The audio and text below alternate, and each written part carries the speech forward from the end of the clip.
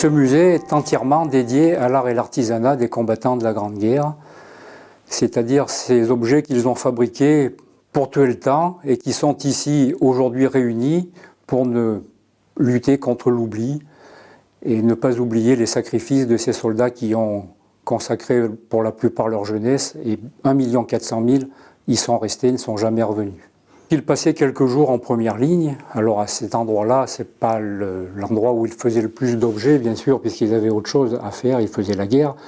Mais lorsqu'ils revenaient à l'arrière, eh bien, ma foi, les premiers jours, souvent, ils nettoyaient leurs affaires, ils se nettoyaient eux, et après, le troisième jour, ils étaient souvent désœuvrés. Il fallait qu'ils s'occupent l'esprit pour s'évader un petit peu.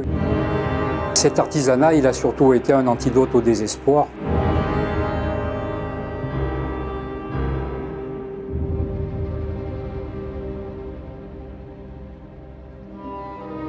On peut considérer que 75% des gens mobilisés venaient du monde ouvrier ou du monde paysan. Ils étaient dépositaires d'un savoir-faire qui leur a permis d'exercer leur métier civil dans les tranchées pour fabriquer ces objets. Le charron, il travaillait la ferraille.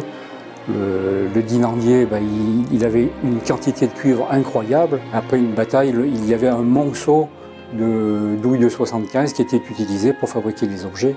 Ensuite, à l'arrière, ils utilisaient les matériaux qui les entouraient, le bois, les matières premières, les feuilles d'arbres, toutes ces choses-là qui étaient transformées en objets d'art ensuite. Alors là, ici, on retrouve le savoir-faire des paysans de l'époque. Les bergers, déjà, fabriquaient des cannes avec des serpents lovés, comme on le voit ici. Et en plus, bien sûr, gravé Verdun, cette grande bataille qui a duré 300 jours, 300 nuits.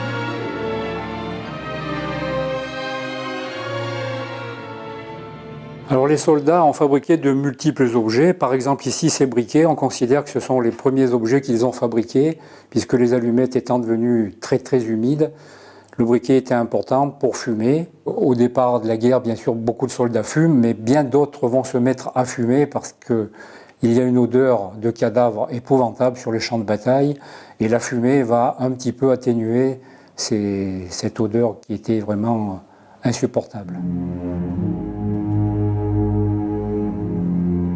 Ils ont fabriqué aussi de nombreux objets autour de l'écriture parce qu'il fallait bien rassurer la famille qui était à l'arrière, donc des porte-plumes, des encriers, des coupes-papier.